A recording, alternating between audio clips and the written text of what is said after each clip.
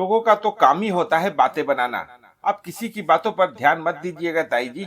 कमली के लिए आप लोग नहीं सोचेंगे तो फिर कौन सोचेगा। अभी उसकी उम्र ही क्या है, 21 की ही तो हुई है। आप उसकी शादी तय करें, हम लोग 1-2 दिन पहले आ जाएंगे। आप किसी बात की चिंता ना करें, मैं अम्मा को भी बता दूंगी। कहते हुए महक ने फोन काट दिया। किसका फोन था बहू? बाहर से घर के अंदर आती हुई अम्मा जी ने सवाल किया। अम्मा जी पहले आप बैठिए, फिर बताती हूँ। वो ताई जी का फोन था, आपको खोज रही थी, पर आप पार्क गई हुई थी तो मैंने ही बात कर ली, महक ने कहा। हाँ हाँ, ये तो बता क्या बोल रही थी दीदी, सब ठीक तो है ना? अम्मा जिज्ञासु होकर पूछी। हाँ अम्मा, सब ठीक है। ताई जी बता रही थी कमली की फिर से शादी करवाने का सोच रहे हैं, आपसे उनको सलाह लेनी थी, इसीलिए फोन किया था महक ने।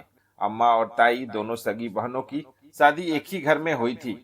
ताऊ जी खेती करते थे तो उनका पूरा परिवार गांव में ही रह गया, पर पिताजी अच्छी पढ़ाई करके नौकरी करना चाहते थे, इसीलिए नौकरी मिलते अम्मा भी उनके साथ शहर आकर यहीं रह गई। पर सोच में ताई जी के जैसे बिल्कुल नहीं थी। मेरी बात सुनते ही अम्मा बोली, दीदी पगला गई है क्या? हम लोगों में कहाँ किसी विधवा का विवाह हुआ है। तुम फोन लगाओ, मैं बात करती हूँ दीदी से। आप भी ना अम्मा जी, जाने कौन से जमाने की बात कर रही हैं। अब समय बहुत बदल गया है।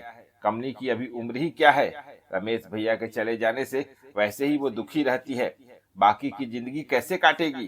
पहले संयुक्त परिवार होते थे, उसमें एक दूसरे के बच्चों के साथ भी समय कट जाता था, पर अब ताई जी ताऊ जी ही हैं, बड़े भैया भी शहर में रहते हैं, उनका अपना परिवार है। अम्मा जी ताई जी गांव में रहकर भी नई सोच रखती हैं, एक आप हैं कि शहर में रहकर भी ऐसा कह रही हैं। महक सास की बात सुन आश्चर्य से बोली, पता नहीं ये नई पीढ़ी को क्या हो गया है। अम्मा मन ही मन बड़बड़ाने लगी। उसी वक्त विनय ऑफिस से घर आया। अम्मा को बड़बड़ाते देखकर पूछा, क्या हुआ अम्मा, किस पर गुस्सा निकाला जा रहा है? अरे वो तेरी ताई जी रमेश की बहू की दूसरी शादी करवाने का सोच रही हैं। बता भला ये सही है क्या? लगता है दीदी सठिया गई हैं। भैया भी पता नहीं कैसे तैयार हो गए। पूरा गांव बातें बनाएगा, ऊपर से हम पर हंसेगा वो अलग। तू आ ही गया है तो फोन लगा ताई जी को, जरा बात करूं। बहू का भी दिमाग खराब हो गया है, कहे जा रही है ताई जी ठीक ही तो कह रही हैं। अम्मा गुस्से में बोली। हाँ माँ, महक ठीक ही तो कह रही है। लोगों का तो काम ही होता है बातें बनाना, कब वो कहाँ किसी का अच्छा होते हुए देखते हैं। कमली की अभी पूरी जिंदगी बाकी है। अच्छा तो है उसकी सारी जिंदगी अगर फिर से संवर जाएगी। तुम ताई जी से बात कर लो, और हाँ उनके साथ हो, उनको ऐसा बताओ अम्मा, बहुत अच्छी सोच है ताई जी का। उनको अभी हमारे साथ की जरूरत है अम्मा, हम साथ रहेंगे तो दुनिया वाले क्या बोलते उससे क्या फर्क पड़ता। वो तो वैसे भी बस बातें बनाना जानते हैं, कौन सा मुसीबत में साथ खड़े रहते हैं। विनय की बातें शायद अम्मा जी के भी समझ में आने लगी। ये सुनकर बोली, अच्छा अच्छा, तू फोन तो लगा। हेलो, प्रणाम दीदी, कैसी हो? महक ने बताया कमली के बारे में। आप लोगों को जो सही लग रहा है वो करिए दीदी, बस हमारे लिए कोई काम हो तो आप बता देना। सब तय कर लो, फिर हमें भी खबर कर देना, हम पहले ही आ जाएंगे।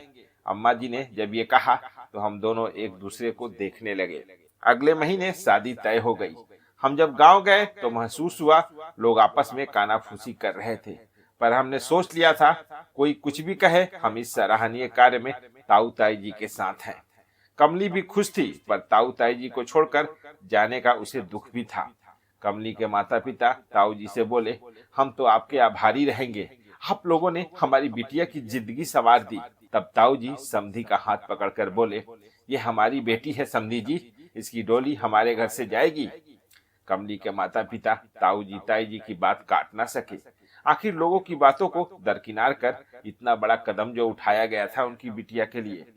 सच्ची तो है, अगर आप चलन से अलग हटकर कुछ करने जाओ तो लोग बातें ही बनाते हैं, पर जरूरत ये समझने की है कि जो भी कदम उठाया जा रहा है वो सही है और नहीं। लोगों की बातों में न आकर उन दोनों ने कमली के भले का सोचा।